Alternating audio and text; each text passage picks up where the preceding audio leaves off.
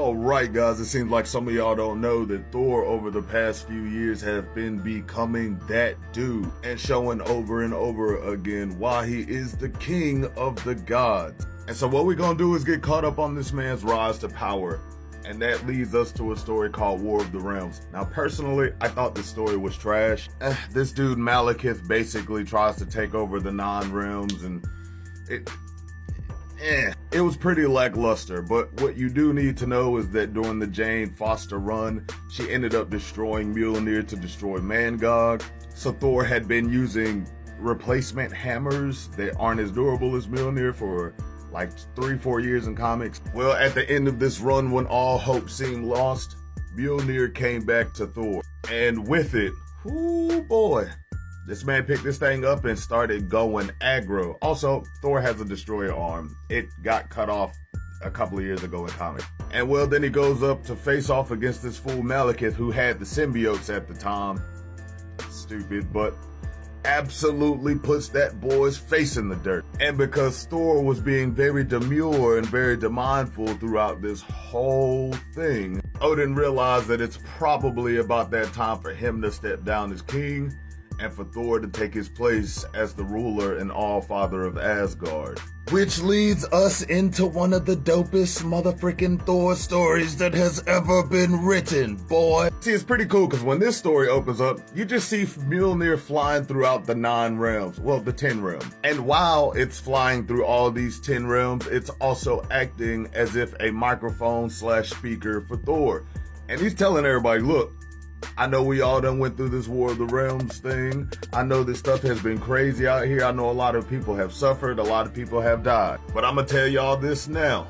I am the new All-Father and the protector of all of these realms. So your ass got 2 options.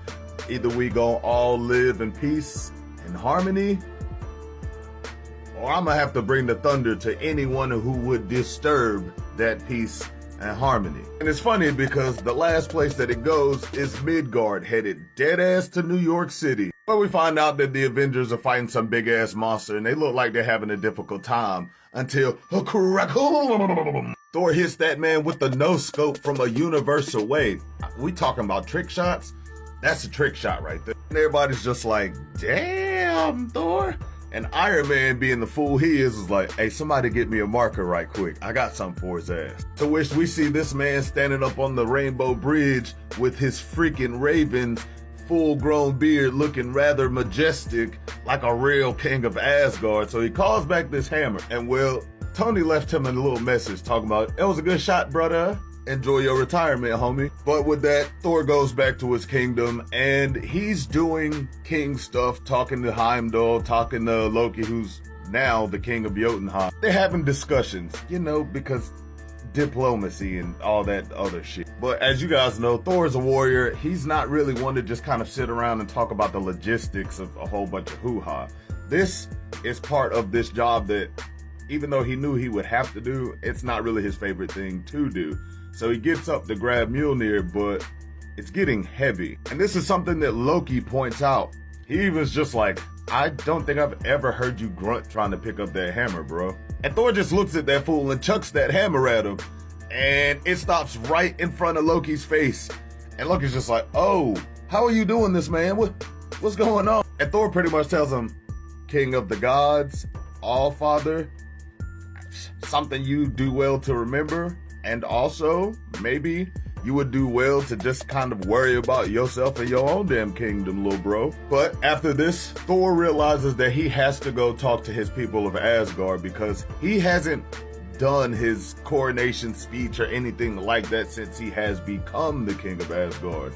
And it's not really something he's looking forward to because it's not really his thing. But being one to never shy away from a challenge, Thor walks out and confronts the people of Asgard with all the thoughts and worries of a new king trying to speak to a kingdom that sure knows him, but is not sure whether or not he will be the king or even half the king that his father was. But before this man can utter a single word, that brother Galactus just comes crashing down on top of Asgard and probably messing up a whole lot of people in his fall. And seeing all his people scrambling and freaking out, Thor was like, oh, For real? On the day of my coronation, Galactus? Oh, like my boy Hulk say, I'm about to show your ass what time it is. And my man hit that boy with the biggest freaking lightning bolt ever. And as Thor's up here about to smack this man in his mother freaking skull, Galactus was like, hold on, bro, please, jeez. I didn't come with no smoke, I swear to God. Galactus was like, bro, I need some help. Help me. You the only one who can, bro. And as Thor's sitting there waiting for this man to explain what he talking about, Galactus tells him, the star plague, dog. The great black winter. It's coming.